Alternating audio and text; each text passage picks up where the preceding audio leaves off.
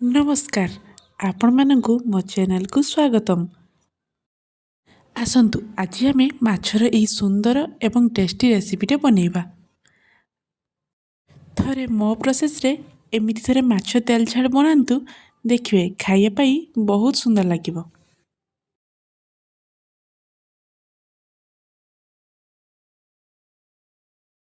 प्रथमे माछ तेल झाड़ पाई मसला प्रस्तुत करिबा।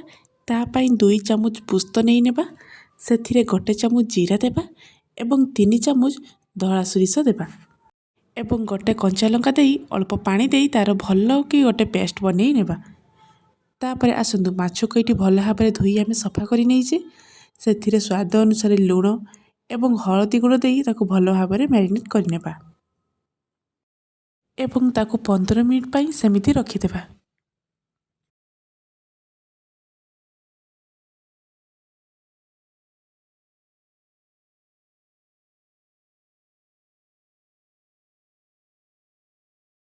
दस रु 15 मिनिट पर गैस रे गोटे कढ़ई बसिबा, से सोरिष तेल देबा एवं तेल को भल भाव में गरम होगा छाड़ीदेबा।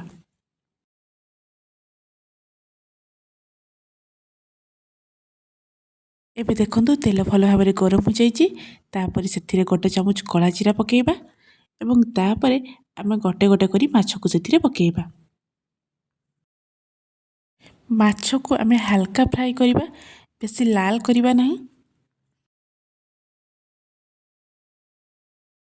माछ फ्राए हेबा समय चलतु आम गोटे बैटर बनैबा। गोटे गिनारे अधा चामच हलदी गुंड, गोटे चामच लंका गुंड एवं अल्प पानी दे एसबू को भल भाव में गोलई नेबा।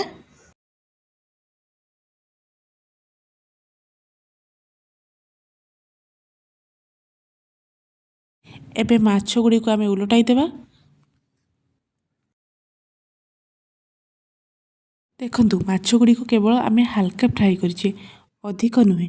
तापर से आम जो हलदी एवं लंकार जो पानी बनैले ताकू से माछरे पकेबा एवं 2टी कटा कंचा लंका पकई ताकू गोटे मिनिट पाई फुटिया पाई छाड़ीदेबा।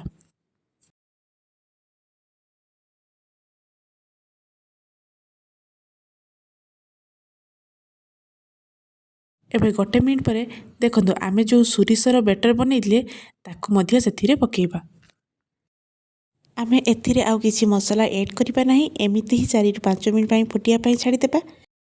आपण माने लुण आवश्यक अनुसार देबे, कहीं ना आमे माछरे लुण देइछि। जदि अधिक दरकार पड़े ताहले आपण लुण देई परिबे।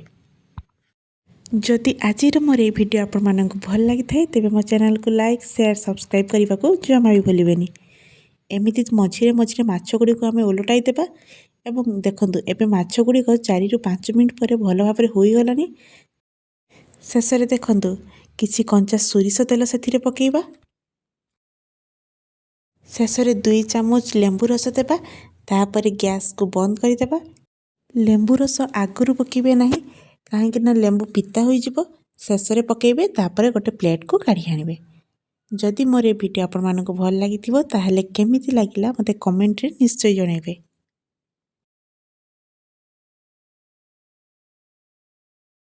Thank you.